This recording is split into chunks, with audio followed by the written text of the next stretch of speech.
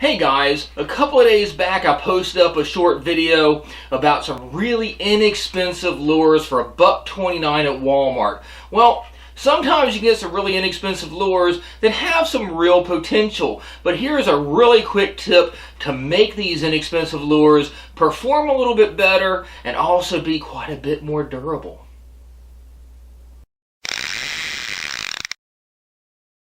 Okay, so just a few nights ago, I went to my local Walmart. This was their pre-fishing season, promo lure sale. So again, $1.29. They got cream logos on them, but they're the same exact lure I basically found at a Kmart like 15 or 20 years ago. So I know the lures actually perform halfway decent, but the big thing with these is really cheap, crummy hooks.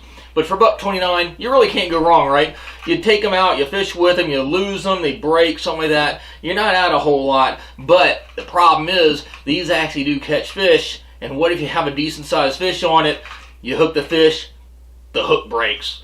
Or because they're really small hooks, here's one right out of the package, it's got small hooks, you actually hook a decent sized fish, they're basically going to inhale this thing. So this thing I got way back in the day, I got these, actually this one here is an original one, from like 15 or 20 years ago, but same actual pattern, but basically it was for crappie, things like that. But this really is cool for matching a hatch if you have like smaller minnows and prey.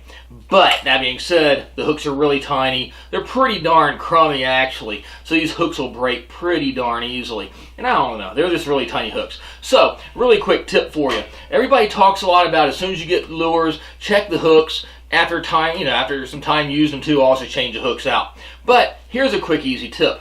Get a pack of bulk hooks, some different sizes, whenever you're buying lures. Keep them handy anyway. But these here, you take them out of the package, the first thing you want to do is change those hooks out. What I've done, so here is before, with these small little tiny hooks, here's an after. So going to a substantially larger hook on this. Does a couple of things. Obviously, it's going to make it a whole lot more durable. These hooks are going to hold up a whole lot better. They're also larger, so I'm not going to, have as much trouble pulling these out of a fish if a fish takes this, hooks it pretty deep. A whole lot easier to, handle the larger hooks, and the little ones are going to get all up inside of them. Won't injure the fish as much. But also on top of that, you're adding quite a bit of weight to it and a little bit more swing to it. So probably when you're throwing it with this, it's going to run a little bit deeper because it's going to be weighting the lure down a bit, and it's going to have probably a wider swing to it also because they're bigger hooks. So it does a few things. So whenever you go to the store, you pick up some really inexpensive lures, take a look at the hooks on them. First thing you want to do is probably change them out. This one here too, these.